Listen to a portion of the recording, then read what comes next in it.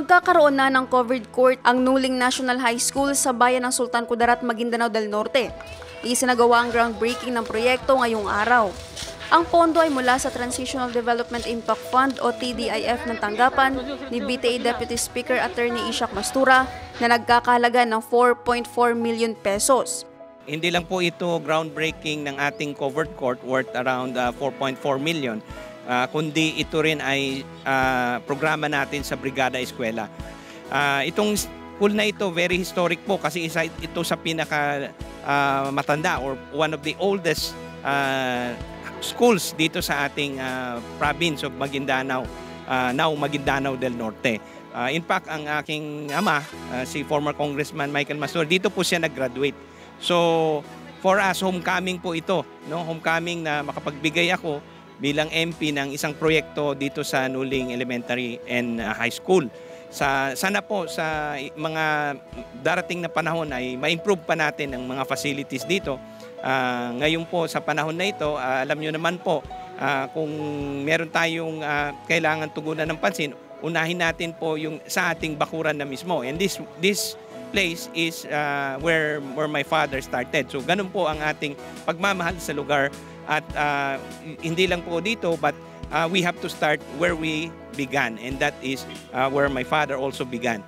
So gusto natin na sa mga darating na panahon, tutulong din tayo again sa mga Brigada Eskwela sa iba pang lugar. No? But we start off dito sa ating Nuling Elementary and National High School. Umaasa naman ang Division Physical Facilities Coordinator na maraming miyembro pa ng parlamento ang magbibigay ng tulong sa mga mag-aaral sa BARMM. Sa other agencies, kagaya ng mga MP na makakatulong na sila ay may kaukulang budget para sa mga facilities, kami po sa Maguindanao del Norte Division ay agad pong tinutugunan ng ating School Division Superintendent upang nang sa ganun ay itong mga kakailanganin ay magagamit at manatili sa bawat school ng Maguindanao del Norte. Ito po ay napakalaking may tutulong sa progress learning ng ating Bangsamoro learners na ito ay ating itatapat sa quality education na mangyayari at matatamo ng ating mga learners sa Bangsamoro. Lubos rin na pasasalamat ni School Head Edris Mastura sa natanggap na tulong ng paaralan. Thank you is not enough, no? But we would like to say thank you to the office of the BTA's Deputy Speaker MP Attorney Datu Ishak V. Mastura for sponsoring our school covered court project, no? And for actually distributing as well teaching kits today. This is a very momentous occasion in our school, no?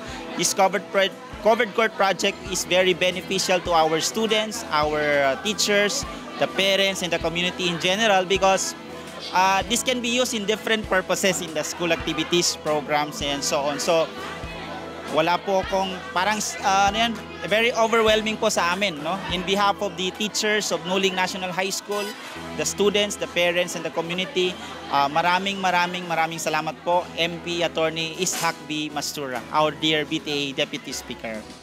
Samantala, namahagi rin ng teachers at learners kits ang tanggapan ng mambabatas para sa mga mag-aaral ng Nuling Elementary at Nuling National High School.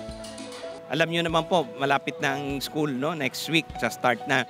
At ang ating MBHT, meron silang programang Brigada Eskwela at ito yung start ng Brigada Eskwela nila. So, sinabay natin dito rin sa Brigada Eskwela yung groundbreaking natin for their covered court.